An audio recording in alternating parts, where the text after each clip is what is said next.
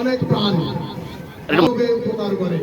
আসুন আমরা প্রত্যেকে বলা চলছে বিদ্যালয়ের কারিগরি শিক্ষা বিভাগ যে রয়েছে তাদের তরফ থেকে শিক্ষক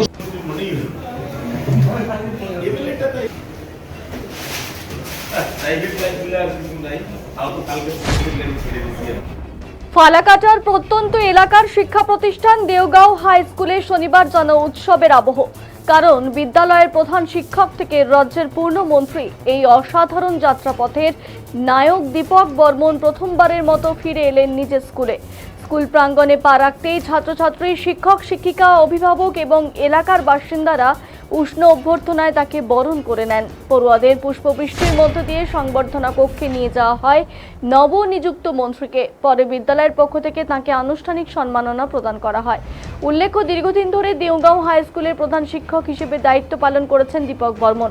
সম্প্রতি তিনি রাজ্য মন্ত্রিসভায় পূর্ণমন্ত্রী হিসেবে শপথ নেওয়ার বিদ্যালয় এবং এলাকার বাসিন্দাদের মধ্যে আনন্দের সঞ্চার হয়েছে।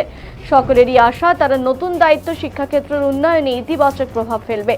শনিবার সকালে বিদ্যালয়ে পৌঁছতেই তাকে সংবর্ধনা জানানো হয়। এদিন ছাত্রছাত্রীরা পুষ্পবৃষ্টির মাধ্যমে তাকে সংবর্ধনা কক্ষে নিয়ে যায়। পরে বিদ্যালয়ের পক্ষ থেকে আনুষ্ঠানিকভাবে তাকে সম্মাননা প্রদান করা হয়। অনুষ্ঠানে উপস্থিত ছিলেন শিক্ষক, শিক্ষিকা, শিক্ষাকর্মী, অভিভাবক এবং পড়ুয়ারা।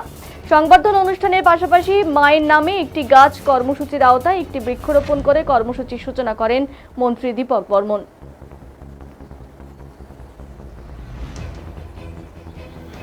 উপকার করে। আসুন আমরা প্রত্যেকে একটি করে গাছ লাগাই। গাছ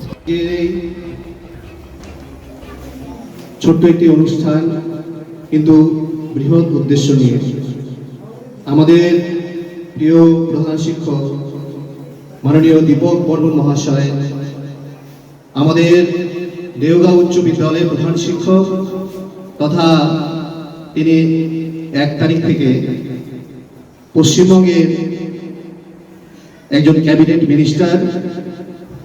আমাদের বিদ্যালয়ে তিনি যেভাবে এতদিন দায়িত্ব পালন করেছেন এবং করছেন, তিনি বৃহত্তর সমাজে দায়িত্বে যাচ্ছেন, তাকে আমি সাধুবাদ জানাই, শুভেচ্ছা জানাই এবং ওনার বিদ্যালয়ে ওনাকে আমরা স্বাগত জানাবো, এই দুঃসাহস আমার নেই। উনি বরাবরই এই বিদ্যালয়ে থাকবেন, উনি আছেন। এবং তবুও কিছু বলতে হয় যে প্রোগ্রামের কিছু নিয়মানুবর্তিতা থাকে, সেই হিসাবে প্রধান শিক্ষক হিসাবে তিনি যেমন আছেন তেমনি থাকবেন। তাকে আমরা পশ্চিমবঙ্গের একজন পূর্ণমন্ত্রী হিসাবে আমরা বিদ্যালয়ে স্বাগত জানাচ্ছি। আজকে মঞ্চে আমাদের বিদ্যালয়ে শিক্ষকের সমস্যা, ছাত্রছাত্রীর যে অনুপাত, সেই অনুপাত আমাদের এখানে অনেক বড় একটা সমস্যা রয়েছে, যার জন্য আমাদের পাঠদানে বিভিন্নভাবে অসুবিধার সম্মুখীন হতে হচ্ছে। একজন মন্ত্রী হিসাবে আমি স্যারের কাছে আবেদন রাখবো যে বিষয়গুলো উনি অবশ্যই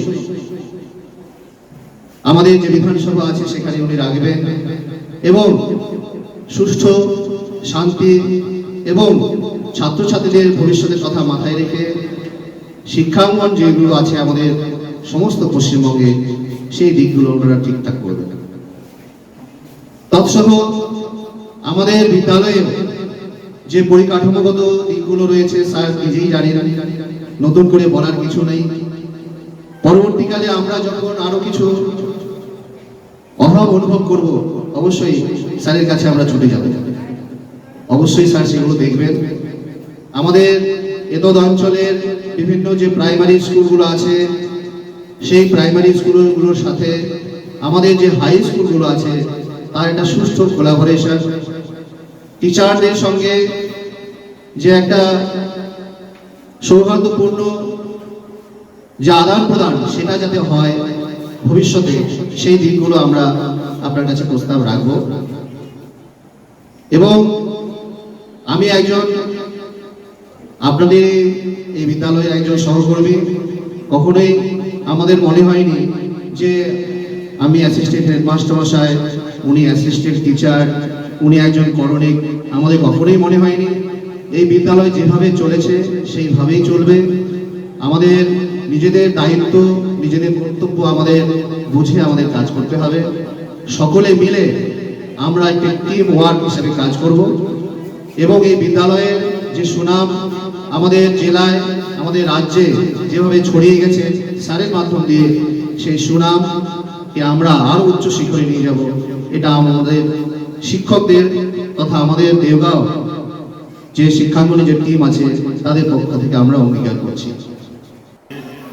প্রধান শিক্ষক হিসেবে যোগদান করেছি। আজকে মনে হচ্ছে কোথায় যেন একটু তাল কেটে গেছে। আজকের এই সম্বর্ধনা জ্ঞাপন অনুষ্ঠানে মঞ্চে উপস্থিত আমাদের সহকারী প্রধান শিক্ষক শ্রী মনতোষ রায় মহাশয় উপস্থিত আছেন, অন্যান্য শিক্ষক শিক্ষিকা বৃন্দ, আমার সহকর্মী বৃন্দ, আমাদের প্যারা টিচারগণ, ভোকেশনালের শিক্ষক শিক্ষিকাগণ এবং আমার স্নেহের ছাত্রছাত্রীবৃন্দ।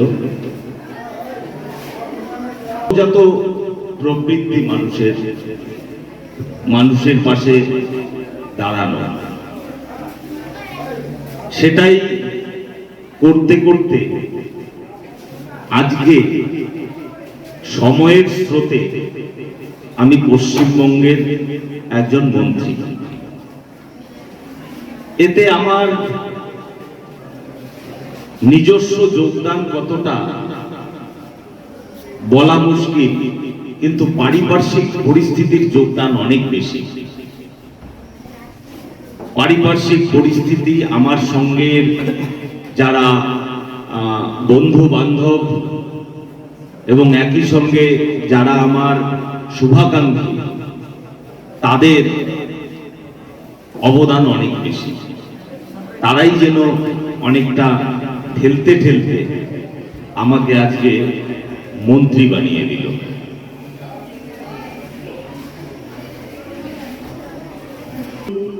স্কুলের মতো চলুক। আমি বরাবর স্কুলকে আমার রাজনৈতিক জীবনের থেকে সম্পূর্ণ আলাদা রেখেছি। আমি রাজনৈতিক বক্তব্য কখনো স্কুলের পরিসরে কোনোদিন বলি নাই, এবং সেটা আমি সচেতনভাবে করি। করতে করতে এটা আমার অভ্যাসে পরিণত হয়েছে। আমার স্কুলের ছাত্রছাত্রীদের প্রতি আমি 3টি স্কুলে এই যাবৎকাল চাকরি করেছি। একটি স্কুলে সহশিক্ষক, 2টি স্কুলে প্রধান শিক্ষক। আমি সদা সর্বদা প্রত্যেকটি ছাত্র ছাত্রীকে একেবারেই তাদেরকে আমার সন্তান তুল্য জ্ঞান করেছি এবং তাদের প্রতি আমার স্নেহ সমানভাবে দেওয়ার চেষ্টা করেছি। আমিও মানুষ, কাউকে বেশি ভালো লাগে, কাউকে কম ভালো লাগে, কারো আচরণে কখনো কখনো দুঃখ অনুভব হয়, কখনো কখনো নিজের উপরে রাগ হয়, কি শেখালাম, এগুলো হয়েছে।